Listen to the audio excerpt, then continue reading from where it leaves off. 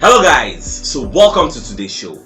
My name is CHUKS and you're on JFL TV, the home of football. So if today is the first time we see our program, for you to bring you the latest Arsenal news updates as they drop all over the world. So for now, let's start with today's news.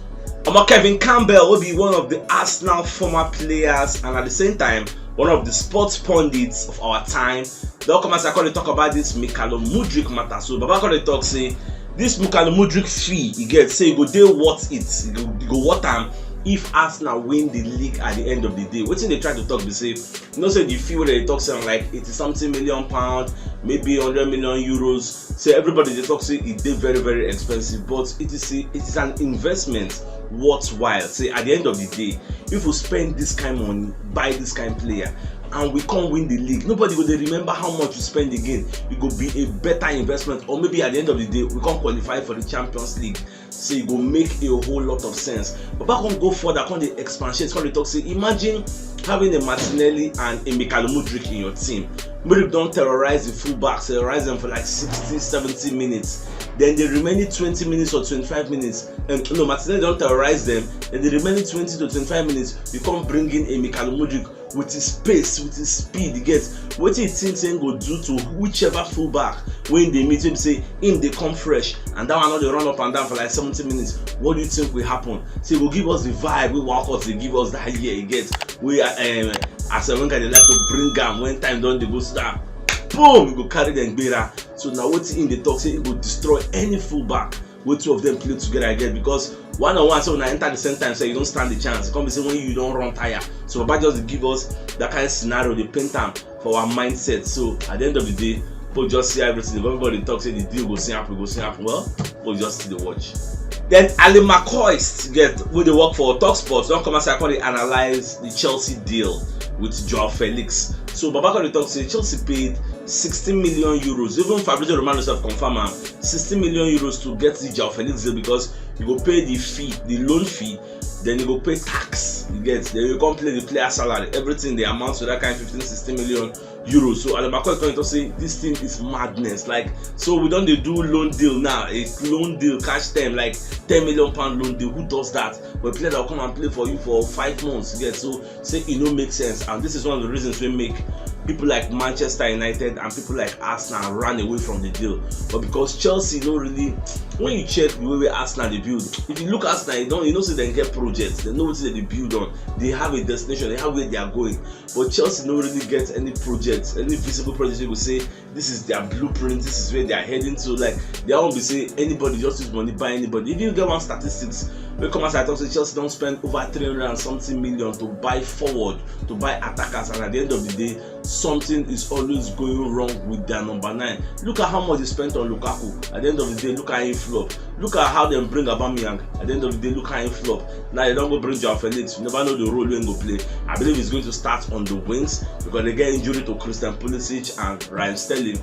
Well, my prayer is saying that they flop, they continue to do like that, because if they don't flop, which of them no go stand a chance. So that's my prayer.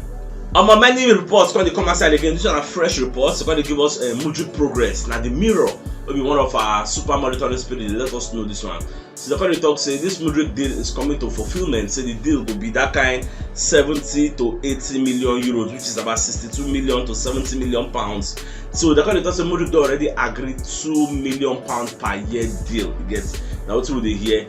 But me, I never really hold everything. Anything what they see like that, they take them with a pinch of salt. But I know say an agreement has been agreed, 5 years agreement. We don't really know the structure of that. But I talk about the personal terms. So with Mudryk, we don't really know how much they will pay him per week. I believe say with the latter stages, everything will become more and more clear. And me, as I do like this, I can't really wait for this guy to be announced officially as an Arsenal player. So let's just keep watching.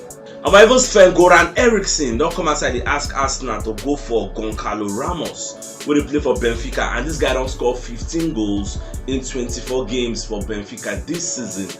And don't forget that this guy light up the World Cup stage when they remove Cristiano Ronaldo, come put him, say make him play. Where Ronaldo the para, the guy scored a hat-trick for the match where he take replace Ronaldo. He has a keen eye for goal. So Sven Eriksson called it to say Arsenal and Manchester United go bid for that guy. See, they will go for the guy. So I think they advise them, but they really go for the guy because the guy is a very, very good player. But here's the catch. all these Benfica Portuguese players, what is the guarantee that if they come to the EPL, they will shine? Look at Darwin Núñez, for example. Look at what he did for Benfica. Score goals for fun. He played Liverpool for Champions League. Let's say even score home and away. He don't come the Premier League gongo. That's also why Liverpool signed him in the first place, because he was a menace. He can't say any defender, both for Champions League, both for the league. He don't come here and they miss chance like say tomorrow no day. They create chance on the platter of gold for him. He miss him, he get one-on-one, he go miss him, empty net, he go miss him, he get. So when you look at this kind of player, we play for that kind of league, you're the one that you go to fear, say, if Goncalo Ramos come, what is the agreement, what is the guarantee? Say, go perform the way they perform for Benfica, because the two leagues are miles apart. They are different kettles of fish. So you know if you compare them together. And another thing we say, personally, this one is my own personal opinion why they throw out there, I don't see Arsenal signing a striker for this January yet. Because when you check am, you go see say Gabriel Jesus now, yesterday post one picture when they drive bicycle, all those training bicycle, those cycles, all the roll am. So Baba come caption and snap himself, post am for Instagram, come caption and say 5 weeks gone, you get, which means you know say they talk to Gabriel Jesus go dey like 12 weeks out for your own injury. 5 weeks don't go, which means that kind 5 more weeks or 7 more weeks he go return to action. So would you say Arsenal should go and buy a striker when you know that in the next 5 to 7 weeks Gabriel Jesus go return to action? That's the question. That's the way we make one reason and say I don't think Arsenal will sign a striker. Instead, they're going to sign a midfield cover for Partey or Granit Xhaka. That's what I am saying. And once they don't get this, their winger. So I believe say Arsenal will sign like maybe 3 players this January. That's where me at the CMO. But anything can happen. You know, so things can easily change. Now my own projection be that. So that's why this Goncalo Ramos claim where Sven-Goran Eriksson, it doesn't mean Arsenal will sign him. I don't see it happening. But I don't know what you think. Do you think this kind of deal will happen? Arsenal will sign a striker in this January?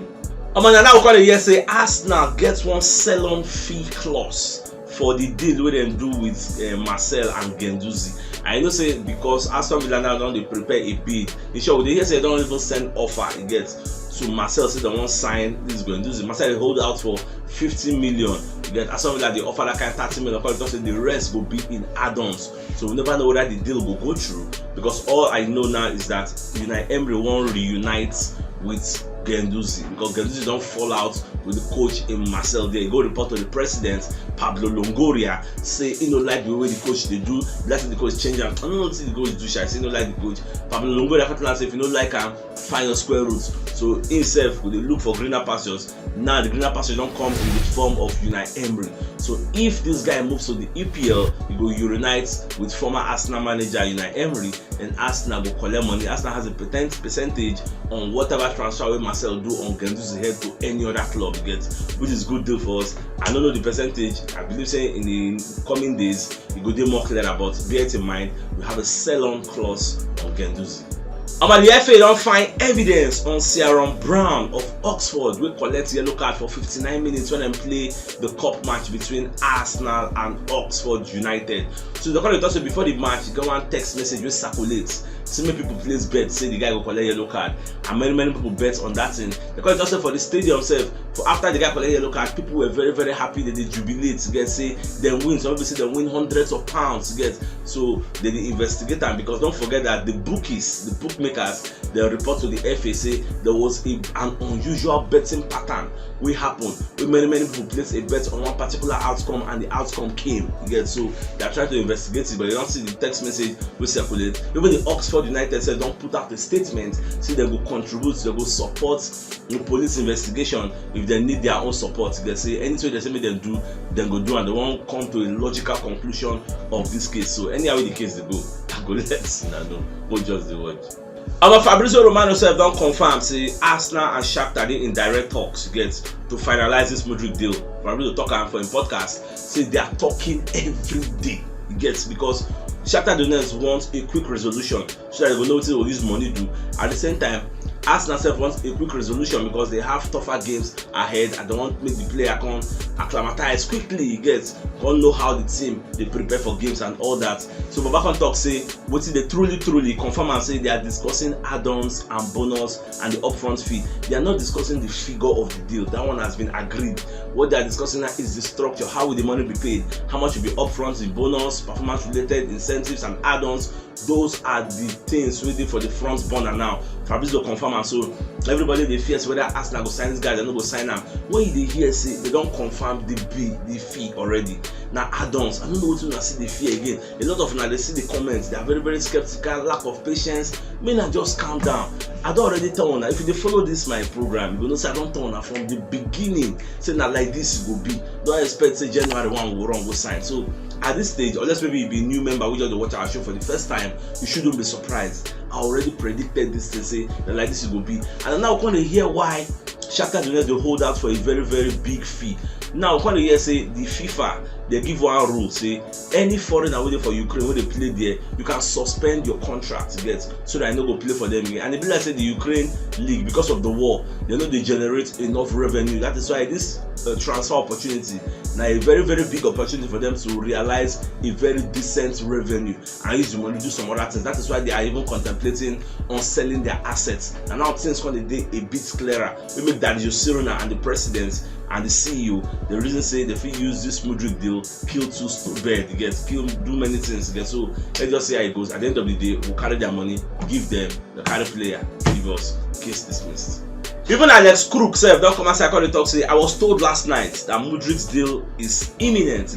Alex Kruk works with BBC Sports, so guys have day for Talk Sports pundits. So the guy don't come and say, talk, say, then tell him yesterday, say, in sources, tell him say the deal is imminent, which means anytime soon they go wrap them up again, because everybody knows the stage where they now. So all these things why they hear from top sports media personalities where they tell us the same thing, and you as a fan, you are there being skeptical, being doubtful. Some of them go as far as saying Arsenal will not sign, making such negative declaration, whereas top media sports personalities are telling you the same thing. All of them they talk the same thing, that the stage where the deal day now add-ons and bonus and incentive, all those kinds of things they discuss. Why are you skeptical? Why are you doubting? Have some patience, man. Have some faith. My even Lazio president, who they call Claudio Lolito, don't come outside the talk, say then they're willing to accept a loan deal for Sergej Milinkovic-Savic of Lazio. So anybody want to carry the guy out on loan? Now the loan fee is going to be like £8 million. But the one come talk say if you want him with an obligation to buy, then you'll be obligated to pay £35.5 million in the summer. And a Calcio Mercato will be one of our monitoring spirits. I come outside and let us know this one. And from the reports we hear say this guy gets 18 months left on his contract or less. But the fact say that they give him contract renewal, no one sign. So the president they feel say if they won't sell him now, at least in value go still be high up there. But if they wait until this summer finish, he can remain the final lap of the year, like his last season. We did easy for them to generate huge fee. People figure they offer them maybe £20 million because he has one more year left on his contract. But now it will be like 1 year, and it is the right time to cash in on him. And the guy now said, I don't tire him. Arsenal went for him before in the past. Then he don't see us as serious again because he wants a team able to compete for honors in multiple competitions. But now everybody don't see where Arsenal they go. Everybody is seeing the blueprints, we are seeing the project, seeing where Arteta is taking the team to the promised land. We are going back to Champions League, and we don't want to just go there and be looking or complete the numbers. We want to go there, compete hardly, and try to win something. So that's just why people they look at us together. They feel so okay, I may likely join you guys. So most of they see, and they talk say Arsenal will even make a move for this January. According to Calcio Mercato, say Arsenal may go there and buy this guy this January because we need a decent cover for Thomas Partey or Granit Xhaka. And that's why they always talk, so we need an upgrade to people like El Neni and Lokonga. Some people are they of the opinion say El Neni good, Lokonga good. You no go know say they're no good until Xhaka, Partey come up for that team. Maybe they get injury or suspension. Maybe Partey get injury, Xhaka get suspension. You are now left with an El Neni and the Lokonga, and you are playing in Man City, or you are playing in Liverpool, or you are playing in Manchester United or in Spurs. That is when you know how not good they are. You get. You're not talking about using them to play Crystal Palace or using them to play maybe all those kind of small leads, all those kind of small teams. No, you're talking about competing for honors. You can't say you want to win the league and you are dependent massively, hugely on all this kind of El Neni and Lokonga. Come on now. Look at Man City. Now look at the team when they play Carabao Cup yesterday. Even though they lost against Southampton 2-0, but look at the team they put out. Mad team, very very good. Those are the type of things I'm talking about. So my dear football lovers, if you don't watch us for YouTube and you never subscribe, what are you waiting for? Hit the subscribe button so that our reach will go far and far and far. And if you're following us or watching us on Facebook and you're not following us, what are you waiting for too? Follow us, and as you do so, may God continue to bless you. So if you don't watch yesterday's show, check the top left corner of your screen. You'll see the thumbnail. Click out so that you get all Arsenal updates as they drop all over the world. So CHUKS signing out. Enjoy the rest of your day. And game out.